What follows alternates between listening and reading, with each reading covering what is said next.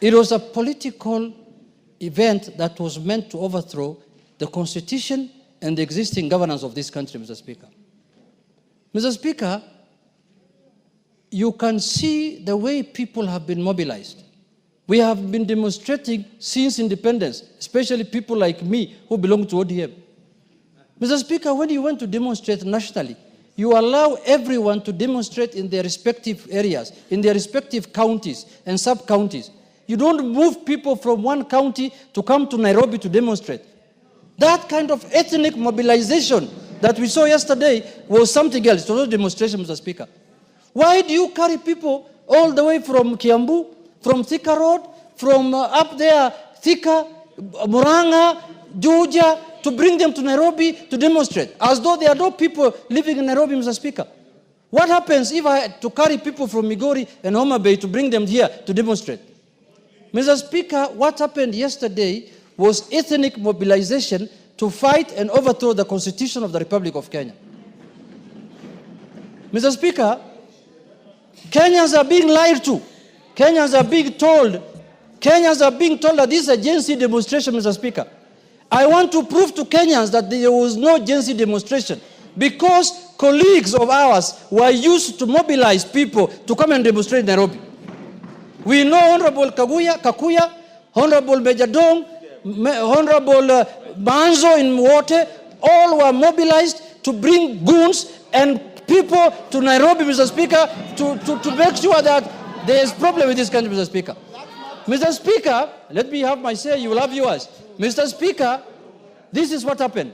The newspapers and the media of this country will not tell you, Mr. Speaker. Mr. Speaker, Mr. Speaker, people have not been used. Without a substantive Mr. Speaker, he cannot mention. Mr. Speaker, Mr. Speaker, take your seat. Order. Take your seat. If order.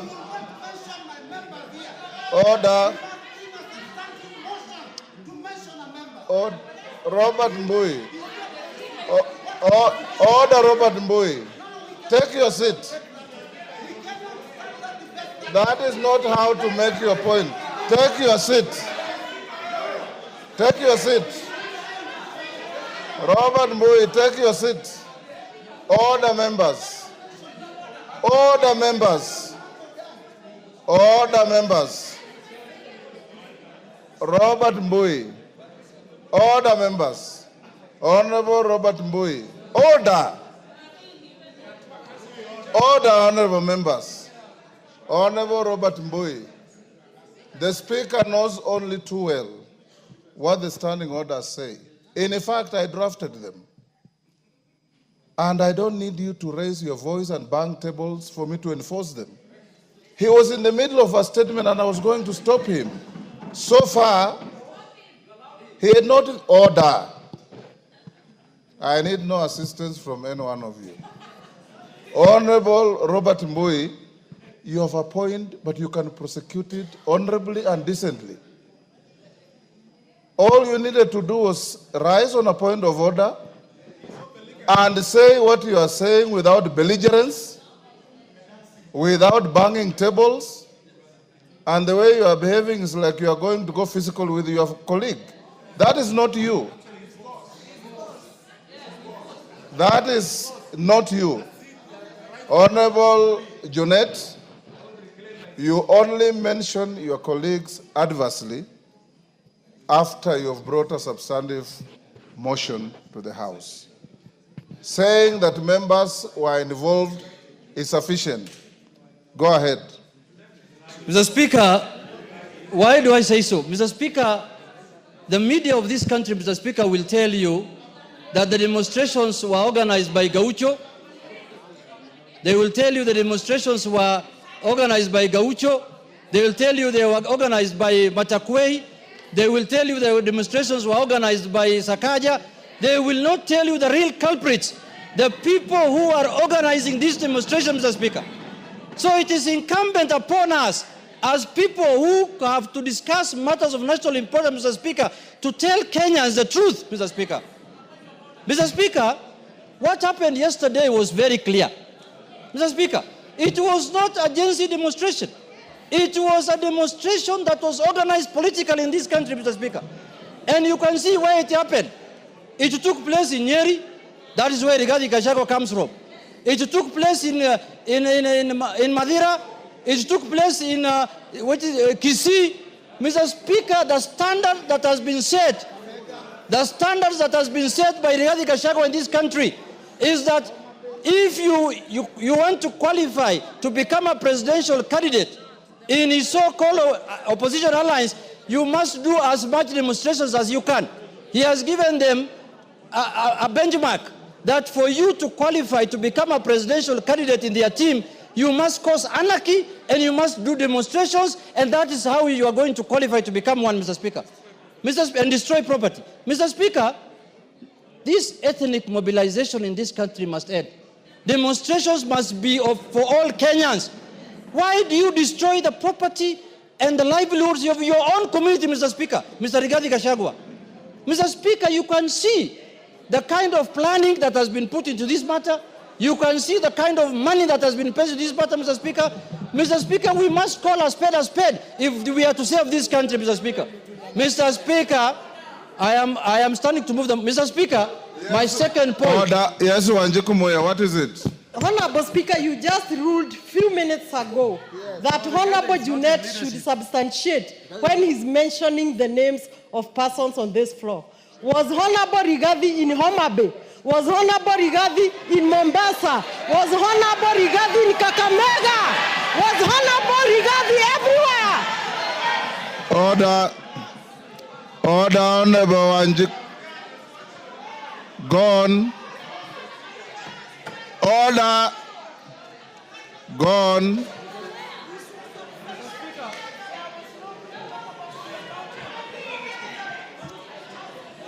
Mr. Speaker, I want to tell Honorable Muya that there was no destructions of property in Homa Bay. There was no destruction of property in Kisumu. There was no destruction of property in Kisii. But there was destruction of property in Nyeri. There was destruction of property in Nyandarua. There was destruction of property in Kikuyu. There was destruction of property in Nyamakima. That tells you who the chief goon is. The chief goon is Mr. Rigathi Gachagua, Mr. Speaker. Mr. Speaker, we must call a spade today. We must call a spade today, Mr. Speaker. You can see, Mr. Speaker, this is one man who is holding his community hostage, Mr. Speaker. He has decided to use his community and destroying their property and making and impoverish them in this country, Mr. Speaker.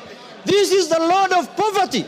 This is the man who wants to make the community from Mount Kenya to become poor so that he can rule them, Mr. Speaker. Mr. Speaker, I want to say this. Order, members, listen to yourselves. Mr. Speaker, I want to say this. This country has a constitution. This country has a government. The government of the Republic of Kenya and the constitution must make sure that every citizen's life is protected and their property is protected, Mr. Speaker. We have an election in 2027. We don't have any other election before then. If you want to remove a government, you will not do it by force. You will not do it through demonstrations. You will not do it through burning and destroying people's property. You have to wait for the election to arrive. Mr. Speaker, my second point on this matter, the media of this country. Mr. Speaker, I support the freedom of the media, Mr. Speaker. And yesterday, I was sad when the live coverage was removed, Mr. Speaker. But, Mr. Speaker, the freedom of the media also must come with responsibility, Mr. Speaker. Mr. Speaker, the media must be able to make sure that they report accurately and factually, Mr. Speaker. Mr. Speaker, for example, what is happening with the Standard newspaper and the KTN, Mr. Speaker? This is a media house that is hell-bent to create genocide in this country. We have, as a house, Mr. Speaker, we have to interrogate the issue of politicians owning media houses in this country, Mr. Speaker. I'm aware one Honorable Gideon Moi is the owner of Standard newspaper and this KTN, Mr. Speaker. Mr. Speaker, he cannot use his media house to settle political scores unless or otherwise he wants to become like Felician Kabuga of Rwanda, Mr. Speaker, who has caused genocide. The Felician Kabuga of this country now is Honorable Gideon Moi, Mr. Speaker, because he's using his media house. Like the way Radio Mill Collins was used in Rwanda to cause genocide, where 800,000 people were lost, Mr. Speaker. We must call a spade, Mr. Speaker. The media house, the media must enjoy their freedom. The media must be allowed to do their work. The media must be allowed to exercise their constitutional rights, Mr. Speaker. But the media that is owned by politicians who are trying to use their media houses to settle political scores, Mr. Speaker, we must call them out here because they will cause genocide in this country, Mr. Speaker. I am told Gideon Moi is the one who used to keep Felician Kabuga in Kenya when his father was the president. And he was hiding here. Maybe he learned those bad manners from Felician Kabuga, Mr. Speaker. Mr. Speaker, I want to say this. Yes, Kagusha, what is it? Honorable Kagusha. Honorable Speaker, is it in order for the honorable member to continue mentioning the names of honorable members, either present or who have been in this house before, adversely in this house without a proper motion? Honorable Speaker, on the same... Take your seat. Honorable Kagusha, you have been a Speaker of Account Assembly before. Take your seat. Take your seat. Take your seat. Honorable Kagusha, you have been a Speaker of Account Assembly before. The standing orders that we wrote for this House are applicable where you are Speaker.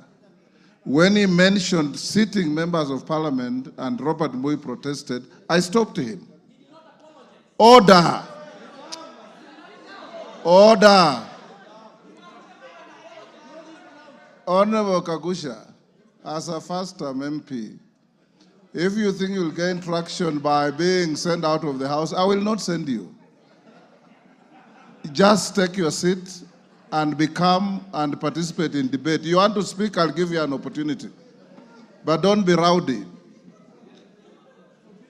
Former members of this House don't enjoy the privileges sitting members enjoy. Read your standing orders properly. Go on, Junet. Mr. Speaker, you know, Honorable Kagusha was the Speaker for Nyeri County Assembly. This is National Assembly. It's a different area. This is a different place, Mr. Speaker. Mr. Speaker, I want to say this. Mr. Speaker, this country, there are people in this country who are hell-bent to take this country to anarchy, Mr. Speaker. Just because we impeached them, just because they lost a job. And they lost their jobs because of their bad manners, Mr. Speaker, of creating division, telling Kenyans you have shares, you have no shares. That is why he was impeached. Now, when you get impeached and you lose your job, you want to take this country to anarchy, Mr. Speaker. Mr. Speaker, and impoverish people. Mr. Speaker, we will not allow that. Yesterday, we were told we were commemorating the Gen Z's death, Mr. Speaker. Is Honorable Kalonzo Musyoka Gen Z? Is Eugene Wamalwa Gen Z? Is Rigathi Gachagua Gen Z? Is Jimmy Wanjiga Gen Z? Is Maraga Gen Z of all people? What Gen Z was there for us to see yesterday? We saw all the men who are supposed to retire, who are running around here, running for political office, Mr. Speaker. Mr. Speaker, when Baby Pendo was killed in Kisumu, Mr. Speaker, Eugene Wamalwa was a cabinet minister, Mr. Speaker, of the Republic of Kenya. When we passed the draconian laws of the security laws in this House, Mr. Speaker, Justin Muturi was the Speaker. When the IG, the independent office of the IG was mutilated in this office, Mr. Speaker, Justin Muturi was the Speaker, Mr. Speaker. Now, Justin Muturi now says he wants to be chair of some commission called Justice Commission. That commission must start by investigating Muturi himself, Mr. Speaker, because he's the one who has caused the highest atrocities in this country by occupying the office of the Speaker, Mr. Speaker. And all those are on record, Mr. Speaker. We are not going to keep quiet anymore because we can see our country. They want to take our country down to the dogs, Mr. Speaker. They want to make Kenya a banana republic. Give him a minute. If you want to remove William Ruto as the President of the Republic of Kenya, wait for 2027. There will be an election on the 10th of August, 2027. Mr. Yes. Speaker, I want to conclude by saying this. Kenya is a constitutional democracy. Kenya is a constitutional democracy. Let people not hide under the guise of Gen Z to cause anarchy in our country, Mr. Speaker. There is a deliberate attempt in this country to silence all institutions in this country. They want to silence Parliament. They want to silence everyone who speaks for the people, so that the only people who can speak are the civil society, LSK, and other kind of people. Mr. Speaker, I look at now the chair of LSK, who is my friend. Her mandate has expanded from legal issues now to political issues. Now we should elect the president of LSK through universal suffrage. Because, Mr. Speaker, that's the work she's doing. She's doing politics all the time, Mr. Speaker, which is good for the country, but she should limit her work to advocacy of rights of the people, Mr. Speaker. Mr. Speaker, I want to say this in conclusion finally, that what happened yesterday was an attempt to take over power unconstitutionally, to do a coup on the governance, on the government of the Republic of Kenya. We lost an election as ODM. We disputed the election. We went to the Supreme Court. The Supreme Court told us, you have lost the election. We abided by the decision of the Supreme Court. We never attempted to overthrow the government. What the hell can this Rigathi Gachagua do that he can take power through unorthodox means? Gachagua must be arrested as early as tomorrow. Tomorrow morning. Thank you, Mr. Speaker. I beg to move. I beg to move, Mr. Speaker. And I request the leader of the majority party, Honorable His Eminence, His Highness, the Kingpin of Mount Kenya, Kimani Ichung'wah, to second the motion. Majority Leader. Thank you, Honorable Speaker. Honorable Speaker, I beg to second this motion. Honorable Speaker, as I second this motion, it's important. Order. It's important, Honorable Speaker, as I second this motion, for us to be clear on what the motion is asking us to do. One, Honorable Speaker, is to affirm and acknowledge that the people of Kenya and every citizen in the Republic of Kenya has the right to demonstrate, protest, and express dissent in accordance with our Constitution, but do so peaceably and unarmed, Honorable Speaker. The other thing we're asking to be done by this motion is to condemn in the strongest terms possible the wanton destruction of property that we witnessed yesterday. And I dare say, Honorable Speaker, that wanton destruction, as the mover of this motion has said, was visited largely on the people of the Mount Kenya region, where I come from, on businesses owned by the people of Mount Kenya. If you look at Nairobi County, Honorable Speaker, the businesses that were looted were largely businesses owned and being run by people from Mount Kenya. Whether it is OTC, whether it is Nyamakema, Honorable Speaker, I was under attack myself. But I watched a clip by a young lady who was praying to the Almighty God that you, God, who has provided me with resources to stock my shop that was looted today, I pray that the God I pray to will restore my business, everything that I have lost, and double it. And I want to assure that lady, we will support you even as we seek to support other people who lost lives and livelihoods, Honorable Speaker. And let me express my regret, Honorable Speaker, and my condolences to those who lost their lives, not just yesterday, but even last year, Honorable Speaker. But we must have a way to mourn and memorize those that we have lost. We do not need to lose more lives to memorize those that we lost last year. Yes. We do not need to. Honorable Speaker, the other thing this motion is asking us to do as a House is to call upon the Inspector General of Police and the DCI, the Director of Criminal Investigations, to immediately and expeditiously investigate the acts of lawlessness and bring to justice those found culpable, including, Honorable Speaker, current and former politicians who are involved in the planning, mobilization, financing, and incitement of mobs and goons and criminals, Honorable Speaker. That for me is cardinal, Honorable Speaker. June 2024, 25th of June 2024, with the unfortunate incidents that happened, Honorable Speaker, we let it pass. If you can protect me from the member for Narok County and the member for Elgeyo Marakwet. Honorable Speaker was saying June 2024, we let it pass.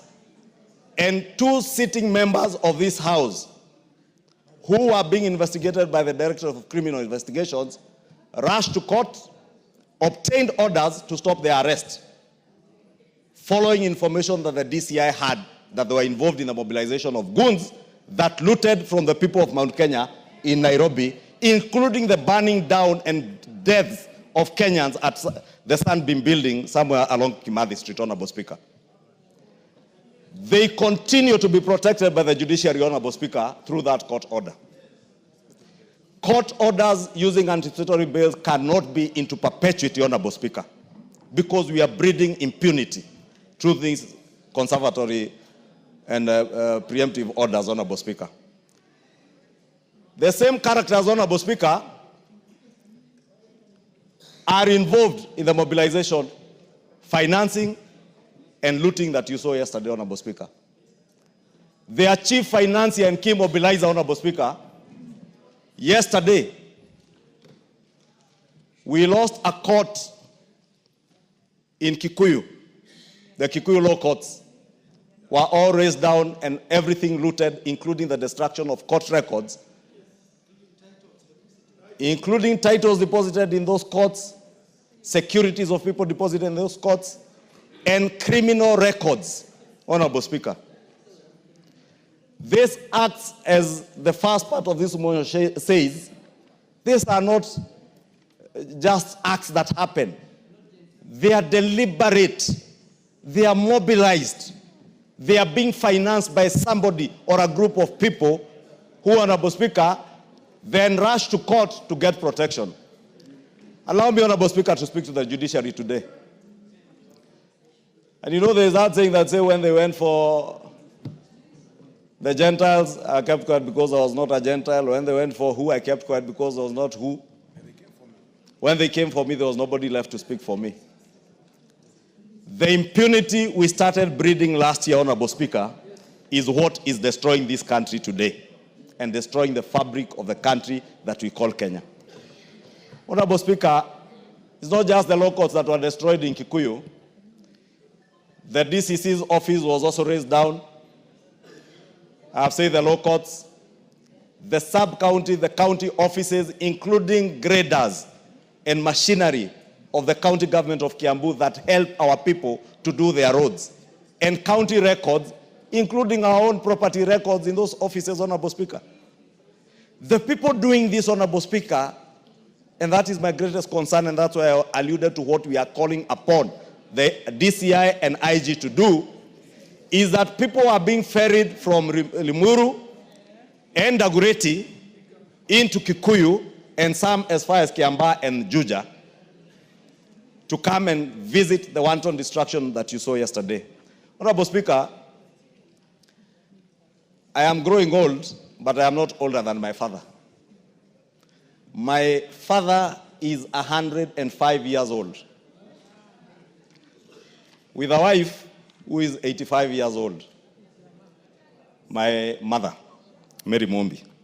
And they have worked hard to bring us up and to raise businesses that have supported our family. Yesterday, Honorable Speaker, there was an attempt to kill my 105-year-old father and 85-year-old mother. All in the name of myself being the leader of majority in this house and having done my work to the best of my ability as God may help me. And I saw by the Bible, Honorable Speaker, standing before you, that I will execute my duties without fear, without favor, and to the best of my ability. And I will continue to do that, Honorable Speaker. Let nobody be in doubt. The Honorable Junet Mohammed has mentioned names. I did say here last year during the impeachment process of the former deputy president that this is a dark man with a very dark heart. Very black heart. I dare say today, Honorable Speaker, in this house, Honorable Rigathi Gachagua is the one who directed goons he mobilized to go and murder my parents, destroy my property in Kikuyu, destroy the property of the people of Kikuyu in the name of revenge. Honorable Speaker, we cannot build a country that way. That is why, Honorable Speaker, we are asking the Inspector General of Police. It cannot rest at this. Nobody, not Kimani Ichung'wah, not Rigathi Gachagua, not the sitting members of parliament in this house, Honorable Speaker, who are doing this work, and some 2 senators, Honorable Speaker. And as Honorable Junaid Mohammed has said, if you look at the trajectory of violence and destruction that visited, you can associate that violence with a particular politician and the area they come from and the kind of thuggery that was going on, Honorable Speaker. So as we condemn, Honorable Speaker, let us call on the Inspector General of Police and the Director of Criminal Investigations.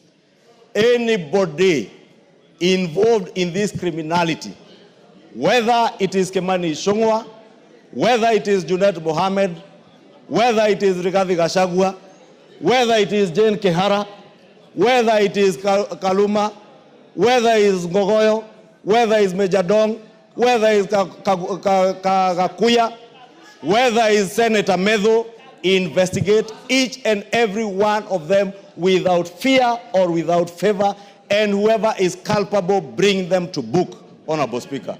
Because we cannot have a country of lawlessness, Honorable Speaker. We cannot have a country... Give him 1 minute. Honorable Speaker, I was finishing by saying we can't have a country where I purport to speak for the people, my people, yet I mobilize people to destroy my people's property. I mobilize people to kill our own people so that we make political capital out of it. We must desist as political leaders in this country from using our people as political pawns to make political capital out of, Honorable Speaker. And I condemn the lawlessness, the violence, and congratulate the people of Mombasa, Honorable Speaker. The people of Mombasa yesterday demonstrated what peaceably demonstrating is. What happened in Nairobi and in other areas in central Kenya were riots, disorder, and anarchy, Honorable Speaker. And the owner of that anarchy is known, must be apprehended. Honorable Speaker, allow me to commend the police also for the restraint that they exercised yesterday and for the hard work they put yesterday when a police lady was being brutalized by men, grown men, beating up a woman, Honorable Speaker. It's the most despicable thing you can find, that a man is stepping on a police officer on her head. Honorable Speaker, there were criminals who attempted to get into State House girls. It is not William Ruto's children who go to State House girls. It is not Kimani Ichung'wah's daughters who are in State House girls. It is our children.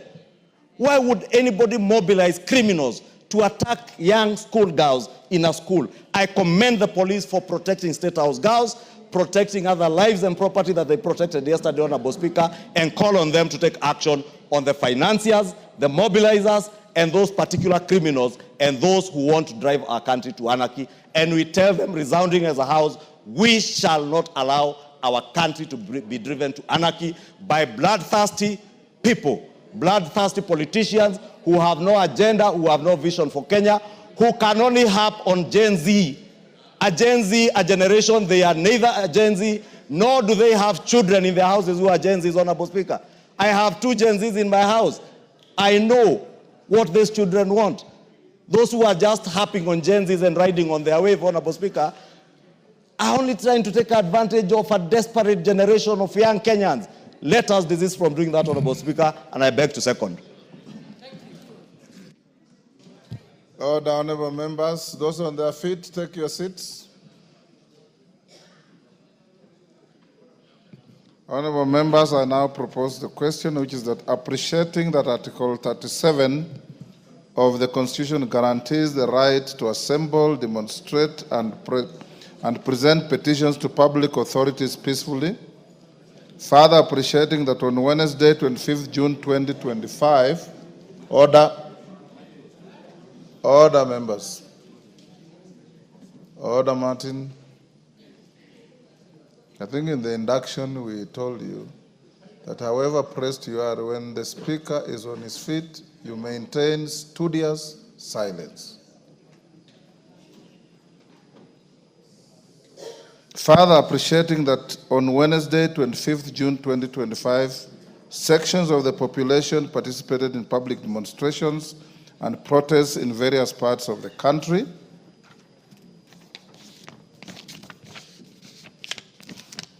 Deeply disturbed in exercise of this great constitutional right, there were numerous cases of violence, arson, invasion into both private and public premises, attacks on innocent wananchi and security officials, most of police officers. And further deeply disturbed, the demonstrators destroyed and vandalized both public and private properties and infrastructure, including courts, administration offices, shops, business premises, homes, and supermarkets in various places in the country, including Nairobi, Kikuyu, and Olkalau, among other places, alarmed by attempts by demonstrators to end girls' schools, including the State House Girls, Nairobi. Now, therefore, this House, 1, condemns in the strongest terms the deliberate destruction of public and private property and infrastructure during demonstrations, including court records. 2, express grave concern over the repeated incidents of violence targeting civilians and public officers, including security personnel. 3, affirms and acknowledges the right of every citizen to demonstrate, protest, and express dissent, while emphasizing the need to protect livelihoods and property. And 4, calls upon the Inspector General of Police and the Directorate of Criminal Investigations to immediately and expeditiously investigate the acts of lawlessness and bring to justice those found culpable, including current and former politicians who are involved in the planning, mobilization, financing, and incitement of mobs, goons, and criminals. Honorable members, the screen is too small to accommodate all of you, so I'll use a show of hands to pick on those to speak. Millie Odhiambo. Thank you, Mr. Speaker, for giving me this opportunity. Remember, everybody has 3 minutes. Thank you, Mr. Speaker. Mr. Speaker, let me first of all offer my condolences to the family who lost their loved ones yesterday, the ones who lost their loved ones 2024, the ones who lost their loved ones 2023, the ones who lost their last one in 2022. Mr. Speaker, I have noticed that the media has forgotten that we also lost loved people in Kisumu. Maybe because they come from Kisumu, they do not matter. But I want to offer condolences to every family who has lost a loved one. Mr. Speaker, Article 37 guarantees a right to demonstrate peaceably and unharmed. And Mr. Speaker, I'm one of the people who pushed for that article in the Constitution, and I will defend it with my life. And that is why, Mr. Speaker, it was very sad to see what happened yesterday. Mr. Speaker, ODM and Azimio have become the experts in demonstration, Mr. Speaker. And Mr. Speaker, when we were doing that, we were called anarchists. Bare fidelity to history. Exactly. You as truly here was with you in CORD and NASA.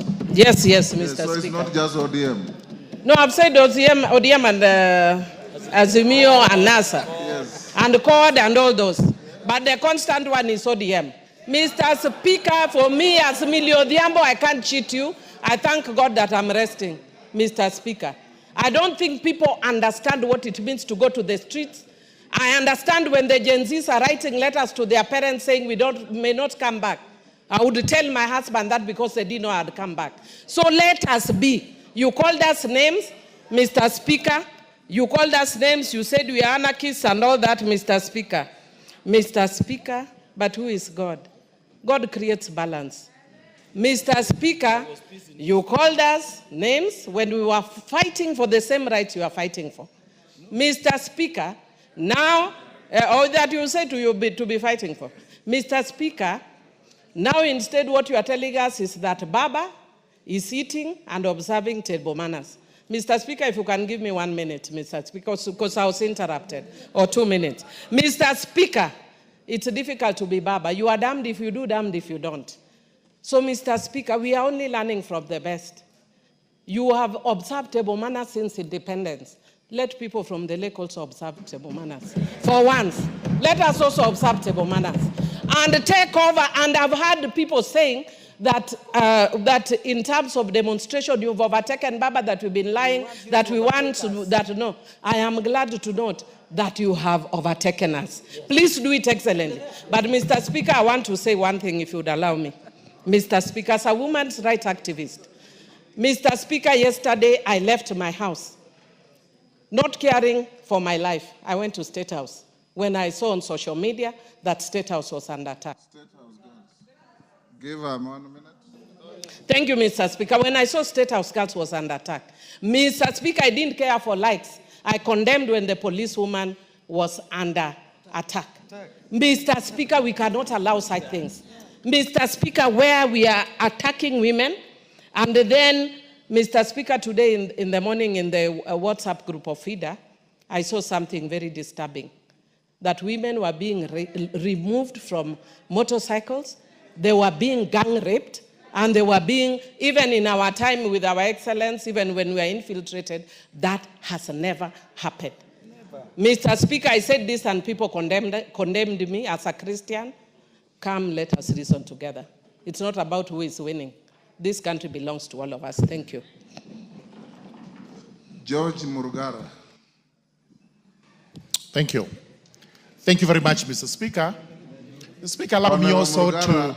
Seeing the interest, I will reduce the time to 2 minutes. Thank you. Thank you very much. Go ahead. Allow me kindly to empathize with the families and the persons who suffered fatalities yesterday, their properties damaged. This is abhorrent. It has nothing to do with Gen Zs, because we know for sure these youngsters were out to express themselves, but some hooligans hired by unscrupulous persons invaded them and decided to take things south. Honorable Speaker, I think always we must be the role models and examples. Even now we've been told ODM, the members who are here, Junet Mohammed, Millie Odhiambo, are examples on how we should be demonstrating. Honorable Speaker, as I watched the leaders who went to the streets, including a former Chief Justice of the Republic of Kenya, and for once, I asked myself whether really this is what a former Chief Justice should be doing. I saw another former Vice President of the country, Kalonzo Musyoka, carrying a wreath to go and lay on behalf of those who had lost their lives. Nothing wrong with that whatsoever. But you do not lay wreaths on the streets to remember those who had passed on. Order. You Order, actually, Jess Kambalu. Order. You actually lay wreaths on the graves of those who passed on, not in the streets. So I wondered what Honorable Stephen Kalonzo Musyoka was doing, especially to our young people who should be learning from him, emulating him on how we should be properly doing our things. As leaders, we are role models. We are not there to incite young people, misdirect them, or mislead them. We are there to tutor them to rights and the paths of righteousness. So, with all that, while the Gen Zs were right, our politicians were not right at all, and this is the time they should be called upon to account. Thank you very much, Honorable Speaker. Robert Mbui. Yeah, thank you, Mr. Speaker. I also condemn in the strongest terms possible the destruction of property and infrastructure. But Mr. Speaker, we must be careful, because when you look at the way this motion is worded, we seem more concerned about the property that was damaged, and we are not talking about the 10 people that lost their lives yesterday. We are not talking about the 60 that lost their lives last year, right here in Parliament. Order, Mr. Speaker, Robert Mbui, order. Mr. Speaker. Order, Robert Mbui, take your seat. Save his time. Save his time. Robert Mbui, I'm also sitting here and I listen. Let's have fidelity to facts. Milo Odhiambo next to you has eulogized all the dead up to 20 years back. Your neighbor there who moved the motion talked about the same thing.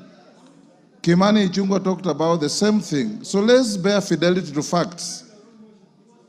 The motion is not just about what is written, but also what is going to the Hansard.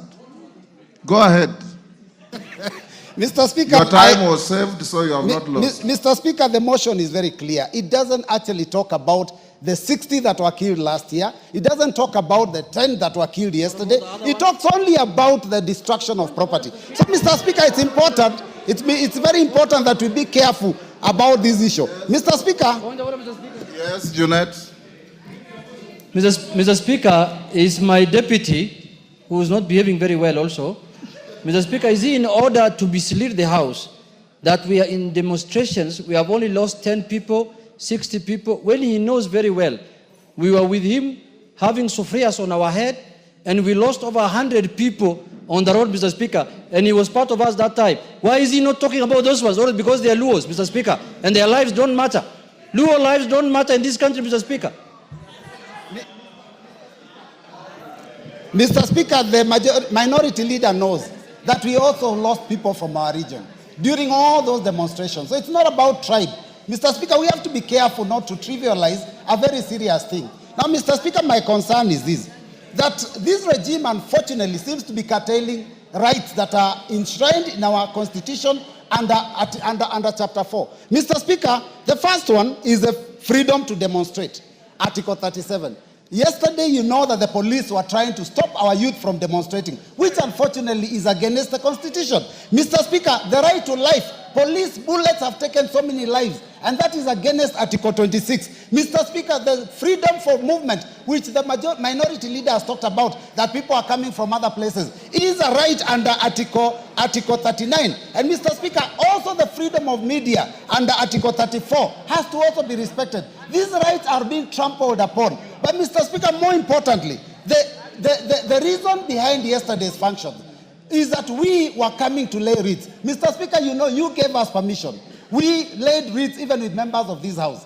Outside Parliament, with your permission, I had informed you that my leaders would also be coming to lay wreaths. And you didn't refuse. You only said they don't come. I told you he was not welcome in the presence of Parliament. You said they don't come into Parliament. Yes. Mr. Speaker, we laid the wreaths at the fence on the barbed wire that has been put that is barricading Parliament. Mr. Speaker, how does a member then wake up and say that it is wrong for my party leader to commemorate and mourn those that were killed from all regions of the country? So, Mr. Speaker, I think let us not trivialize this thing. I have seen there's an attempt to try and malign certain individuals out of yesterday's activities. Mr. Speaker, this was spontaneous and it was done across the country. And Mr. Speaker, I condemn the destruction. I condemn the looting. I condemn the killings. But we must condemn it fairly so that we do not make it a partisan issue or an individual or even a tribal issue. Yes, Deputy Speaker. Everybody has 2 minutes. Thank you, Honorable Speaker, for giving me the opportunity. I must say that I give my condolences to the families who lost their loved ones. Also, my sympathies with the police officers who are injured. And also, congratulate the police for trying to keep the peace of this country. Honorable Speaker, what happened yesterday was not demonstrations. They were not peaceful demonstrations. Those were acts of hooliganism by criminals who destroyed people's properties. Today, there are people in Nairobi and other parts of the country who are facing bankruptcy. There are people who will not be able to pay for their children to go to school or even feed their families because they have lost everything and all their investment as in the name that somebody was exercising their right, their constitutional right to demonstrate. Yes, you can exercise your constitutional right to demonstrate, but you cannot exercise your right while you destroy the properties and the rights of others. That is completely unacceptable. Your rights end where the other person's rights start. And so we must guard our country from anarchy. We must take action against those who attacked our police stations. CCTV footage is available. They should be arrested and they should be charged. Because even if they are our children, they are not permitted to destroy people's properties or to burn down the government property, vehicles, police stations, courthouses. And I must say, shame on you, Chief Justice Maraga. You're currently on pension paid by the government. They pay for your cars, they pay for your gardener, they pay for your cook, and then you go to the streets to demonstrate and mislead our children, to destroy people's properties. Shame on you, Chief Justice Maraga. Somebody of you. Farah Maalim. Mr. Speaker, I also begin by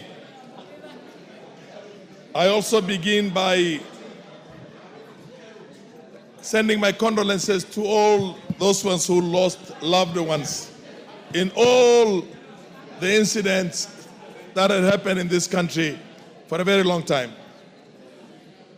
Mr. Speaker, please, Mr. Speaker,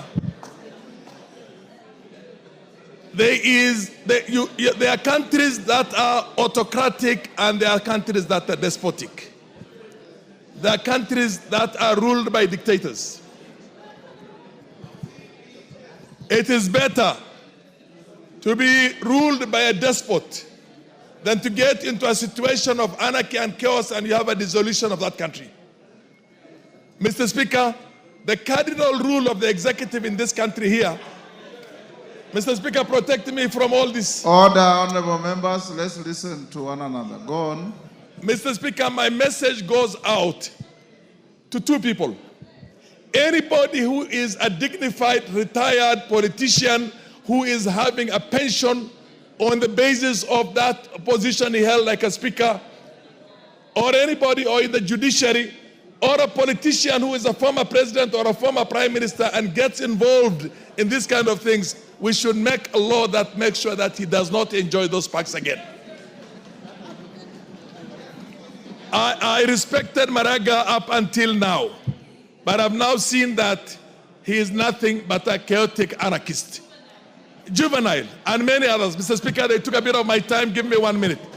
Mr. Speaker, the most protected place in this world is the White House. It's not the Pentagon. Give him a minute. It is not the Pentagon. If you try to scale the boundary of the White House on 1600 Philadelphia Street, you'll be shot in the head. Immediately there are snipers out there to make sure that nobody scales that. When you have an ambition to go and occupy State House, you have occupied Parliament, you have burnt what do you call the judiciary, Mr. Speaker, that is anarchy and chaos, and it is on the executive to make sure that the institutions are protected, the lives and properties of Kenyans are protected, and there is a rule of law. There is only one way of dealing with people who are lawless, and that is a very firm application of the law itself. Mr. Speaker, we don't want to have a failed state. If we continue with this kind of liberalism and the way things are happening right now, Gachagua should be in prison today. He should be out there recording a statement and going to prison and going to court. And so should be all those other. Mary Masse. Order.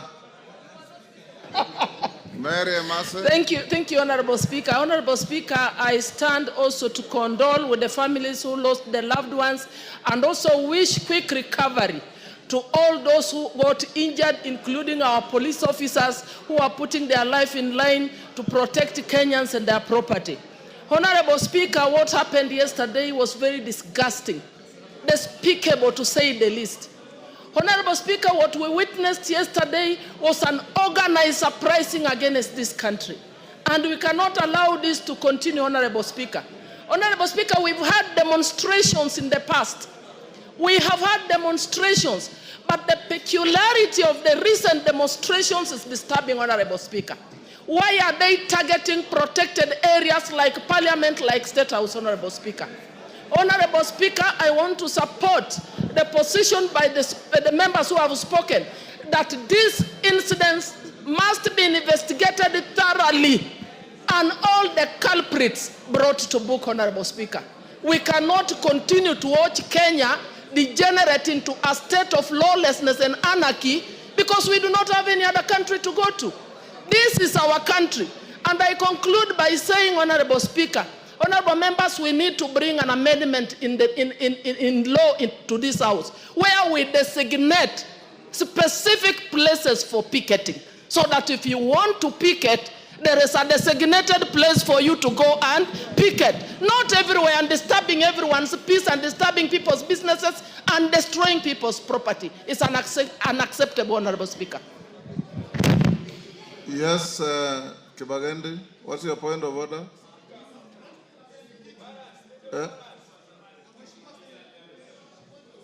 You have a point of order? Yes, what is it? Kibagendi, hold your horses.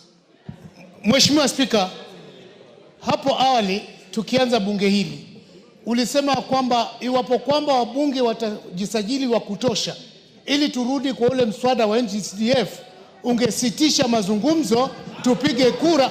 Ngoja kidogo tafadhali. Wasiwasi wangu Mheshimiwa Spika, ndio sababu nisimame kwa point of order, ni kwamba nimeona chamba hichi kilikuwa kimejaa na wengine huenda wakawa wako na shughuli ambazo zinawafanya wanatoka. Ifike wakati wa kama nitujadili mswada huu tuwe hatuna idadi ya watu, na kuomba Mheshimiwa Spika kwa taadhima zote na heshima usitishe mjadala huu, kwanza tujadili mswada uliokuwepo tupige. Thank you. Honorable Chonga, from where I sit, I can see all of you, and I can tell how many you are. Since I made that pronouncement, the highest recorded number has been 193. That is not 233. The highest number you have recorded since I made the direction has been 193. So the moment you reach 233, I'll stop the clock on this motion and we vote. The moment we don't get there, the motion we passed stands. Thank you. Kibagendi. Thank you, Honorable Speaker, and I want to appreciate for this opportunity. It is the first time you've given me a chance to speak outside a question or statement in this House. I appreciate. I want to also associate myself with the concerns that have been raised by my fellow colleagues, especially on the destruction of property and killings and the unfortunate things that happened yesterday. I, however, would also like to caution, we need to be also talking about the issues that have been raised by Gen Zs. The issues raised by the Gen Zs. Fatuma, just hold on, Kibagendi, hold his time. Yes, give Mama. Honorable Speaker, thank you for the opportunity. Honorable Speaker, Honorable Kibagendi has just made a statement. Maybe you didn't take notice, but it is the first time that you've given him an opportunity to speak in this House. Yes. I would like him to know that you don't pull people from their seats to speak. You must raise your voice. You must show that you are interested in speaking. So I beg him to withdraw that statement because you don't work in partiality. You are very considerate, Mr. Speaker. And he's never even in the House and he's blaming you. You don't point people from their houses to contribute. That is wrong, Ms. Kibagendi. Thank you. Thank you, Fatuma, for defending me. And that's why I ignored it. Go on, Kibagendi. That's extremely responsible from my fellow honorable member. Go on who does with your not contribution. Now, I wanted to make a point this way, Honorable Speaker. We must stop trivializing the concerns of young people of this country and trying to make it become like it is a Gachagua thing. Kenyans demonstrated across the country, and it is because of their concerns that we must all rise up and support these young people. Honorable Maraga did not come to the streets because he just wanted to come to it is because of the concerns of young people. I'm perturbed by what Honorable Farah Maalim and the Deputy Speaker speaking about Honorable Maraga and those who've spoken about the former Deputy President. It is irresponsible. What is your point of order? Mr. Speaker, Honorable Kibagendi is saying this was a Gen Z demonstration. Could he share the House with his experience in organizing the one in Kisii County, Mr. Speaker, because he was the supervisor and organizer of that one, Mr. Speaker. Mr. Speaker, I hope you'll add me the time, because you realize all this time members have been... Go ahead with you. What I'm saying is this. Honorable Junet, with all due respect, and all the leaders that have spoken before me, we need to be more concerned about the issues raised by young people in this country, rather than trivialize this to what Gachagua has done to this country. Gachagua is such a small person. Did he organize in Mombasa? Did he organize in Kisii? Did he organize in Kericho? Why don't you have him arrested? Deal with Gachagua in accordance with the law. And finally, we want to advise that this... Mwafrika,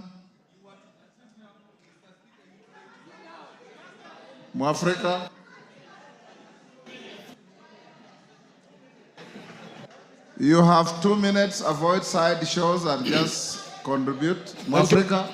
Thank you, Mr. Speaker. I don't want to repeat what has been said by other members, Mr. Speaker, but I have an issue of the way deployment of security was done yesterday selectively, Mr. Speaker. Mr. Speaker, I would like to give an example of Githurai. Let's listen to Mwafrika. Mr. Speaker, I have an issue in the way security was deployed yesterday selectively. I would like to give an issue of Githurai, Mr. Speaker. Cooperative Bank, Githurai branch, was broken into. Next to Githurai branch, Mr. Speaker, we have Kasmat Supermarket, a Jubo mega supermarket, Mr. Speaker. It was also broken into. Mr. Speaker, across the road at Githurai roundabout, another supermarket, Kasmat Supermarket. The goons took 3 hours to break into that supermarket.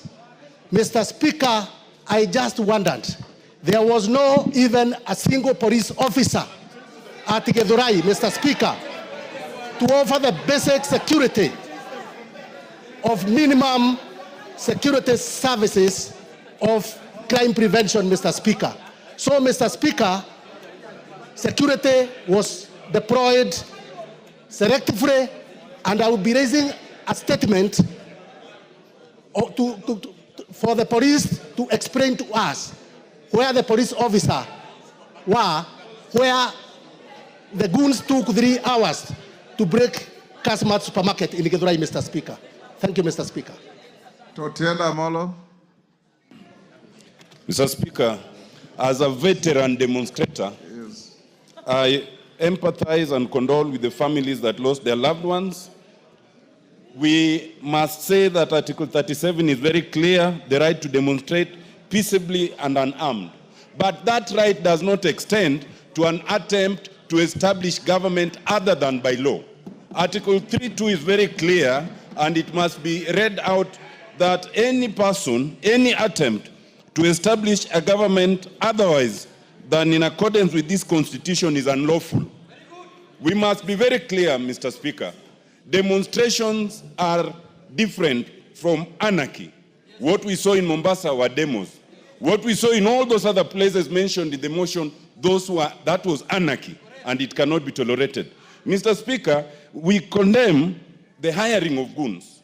We condemn the torching of courts, police stations, and houses. We condemn the extreme provocation of the police. But, Mr. Speaker, I also condemn the CAK for stopping live coverage, because the CAK cannot do that in the face of a very clear judgment by the court. Thank you, Mr. Speaker. Osoro.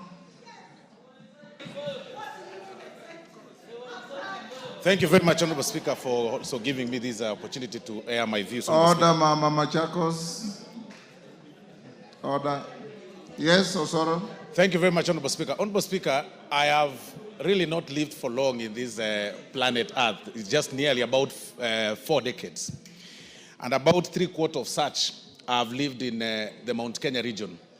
Honorable Speaker, what I saw yesterday in Mount Kenya has never been seen before. And I'll be very specific on Mount Kenya because that is a place I grew in, Honorable Speaker. What I saw in terms of looting and destruction of property has never been witnessed before, Honorable Speaker, and we call it by its name. But there are three things I'll speak to, Honorable Speaker. Number one, we need to review the police laws, Honorable Speaker. We need to find a way to guard our police officers from these anarchists that are emanating from all over. That is number one. We really must review that. Number two, if you can protect me, Honorable Speaker, from the... Honorable Kamene, you have the right to converse with your neighbors, but not to shout the way you are doing. Please keep your cool. So, number one, Honorable Speaker, we need to review the police laws. We need to protect our police officers. Number two, we need to look into the question of pension or those officers, the retired officers who are pensionable, Honorable Speaker. Honorable Muturi earns more than 1 million shillings, Honorable Speaker, from the pension, from the taxpayer, Honorable Speaker. Honorable Kalonzo Musyoka earns a lot of money, Honorable Speaker. Honorable Maraga earns a lot of money. That law must be reviewed. They need not to earn when they are actively involved in such things, Honorable Speaker. Number three, Honorable Speaker, it's the question to the former Deputy President. You claim to speak for the Mount Kenya region. Now speak about the destruction of property. Speak about the loss of jobs. Talk about Naivas that was looted in Nyeri. Now talk about those young people that lost jobs in Nyeri. Talk about... Elachi.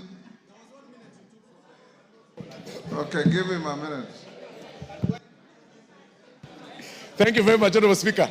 Talk about the lives lost. Now talk about the Kikuyu law court, Honorable Speaker, that was burnt down, Honorable Speaker. Talk about those people who are suffering, Honorable Speaker, when they were going home after doing their business, Honorable Speaker. They were being stopped by goons and they were being asked of money before they passed, Honorable Speaker. If this person speaks about, claims to speak about, for Mount Kenya people, this is the time we want to hear about those people who lost businesses in town, those people that have suffered, Honorable Speaker. And there is no question about it. Honorable Rigathi Gachagua must be arrested. And all the politicians that work under him, they should be arrested and investigated, because we saw some of them moving around and claiming that they are supporting this movement called Gen Z, which is a lie, Honorable Speaker. There is no movement called Gen Z. These are criminals. There is nothing like that. There is nothing called Gen Z, Honorable Speaker. Those are people who are hiding behind a generation to loot and bring anarchy in this country, Honorable Speaker. Elachi. Thank you, Mr. Speaker. Mr. Speaker, I also rise to say that indeed it is very unfortunate as leaders to just see our country go. And indeed, it is very sad that when you are in this house and you think the things that are happening outside there will not find you on the doorstep, then I think you've never remembered what happened in 2007, Mr. Speaker. We started a joke. We ended up with all the lives we lost. And so as much as I will say today that it is sad for parents who lose their children because of political scores, that today we are here again discussing an anarchy in Nairobi, Mr. Speaker, I will tell you, and first of all, thank all the constituencies in Nairobi that made sure they restrained themselves from destroying property. But at the same time, the rapes that happened on Thika Road, Mr. Speaker, has never been done like that. And Mr. Speaker, I want to speak as I finalize to our generation, that you are a young generation that can shape the future of this country. You are innovators, you are digital. But I want to tell you, in a world where it's growing with a lot of conflict, you will be overwhelmed and people will take advantage. But I want to say, we must bring a law here to give incentives to our young people to start businesses without taxes so that we give them jobs, because in their generation, there is no jobs. Everything is going digital. They will never have employment. We must think, and we must tell those who are thinking, you can use Gen Zs to have power. Madenge. Before Madenge takes the floor, I acknowledge in this public gallery Ararat Shiner School from Ainabkoi was in Gishu. On my behalf and on behalf of the House, we welcome them to the House of Parliament. Madenge. Thank you, Mr. Speaker. Mr. Speaker, I want to add my voice in saying pole to the families who lost, who had their loved ones lose their lives because of the demonstrations yesterday. Mr. Speaker, yesterday was a sad day for Nyeri. And Mr. Speaker, this nation has to have those of us in leadership and those of us who are citizens rising up to the occasion and saving our country. We have to become the conscience of our nation. We cannot solve our grievances by destroying what we have.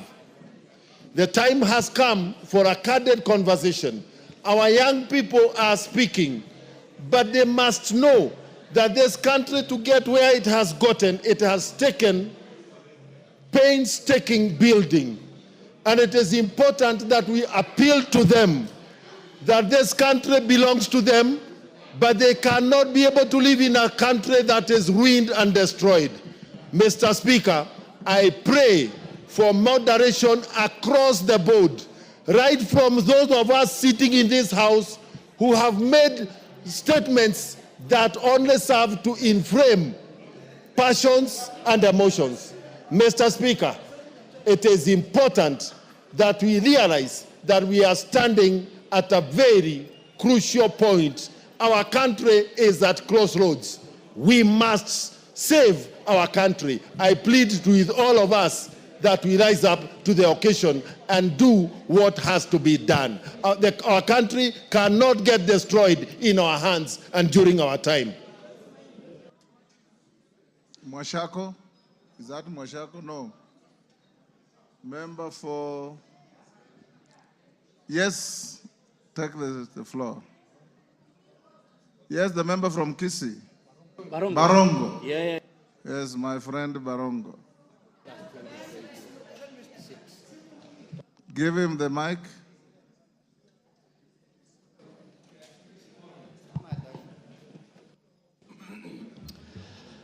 Thank you, Mr. Speaker, for the opportunity to also contribute on the what we witnessed yesterday. Mr. Speaker, I can see from the mood of most of the members a blanket condemnation of what happened yesterday. But, Mr. Speaker, this has not happened just once. This is the second time that this is happening. And for sure, next year, the Gen Zs again will rise up again to continue to press all of us around addressing the issues that are very important to them. So as much as we are condemning everything that went wrong yesterday, we must laud these people for pushing us to be better versions of ourselves so that we can be able to bequeath them with a better future going forward. I thank you, Mr. Speaker. Didymus. Thank you, Mr. Speaker. Mr. Speaker, I want to say this, that what we witnessed yesterday was not a demonstration. What we witnessed yesterday was a group of criminals that were mobilized by an individual who want to use the tears of Kenyans who are losing their businesses and the blood that our young people are shedding to resurrect his already stifled political career. Honorable Speaker, the person who orchestrated, masterminded, and funded these activities is well known, Mr. Speaker. The police must arrest the former impeached Deputy President of the Republic of Kenya, Rigathi Gachagua, because we cannot continue as a country to watch a tribal individual mobilizing his members of his communities to engage in hooliganism, Honorable Speaker. The blood of the people who lost their lives, the tears of those whose businesses were broken into, Honorable Speaker, will cry revenge on the life of Rigathi Gachagua. He cannot be mobilizing members of his community to begin maiming other people, to begin destroying the properties of the people of Kenya, yet he is busy looking for tenders for his own children. The law must be applied equitably and equally, regardless of whether the criminal is a rich who lives in the castle or is a poor person who lives beneath the bridge, Honorable Speaker. The Rigathi Gachagua must be arrested and prosecuted and taken to jail. Bensouda.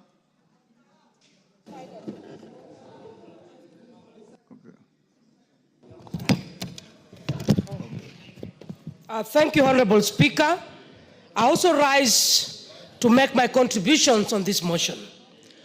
Honorable Speaker, what happened yesterday, as a parliament, we have to condemn in the strongest possible terms.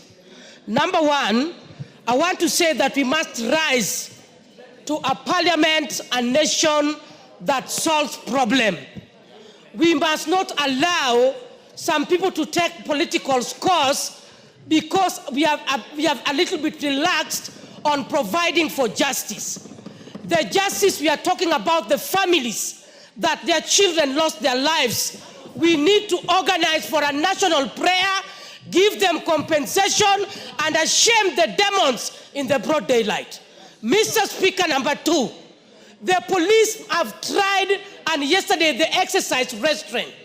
We have to take it that they must be beefed up in terms of their numbers. Whether it requires additional resources, Mr. Speaker. I came to Parliament yesterday and saw the work that they were doing. I want to applaud them, but they need to be increased in number so that we don't have a situation whereby when things are getting out of hands, then we direct the GSU to come. I witnessed next to the Parliament here, the people who are hiding behind Gen Zs, Mr. Speaker. The Gen Zs came in, and when they walked and found the policemen, the age of the real Gen Zs, they were allowed to walk in. All of them clapped, and they were young children.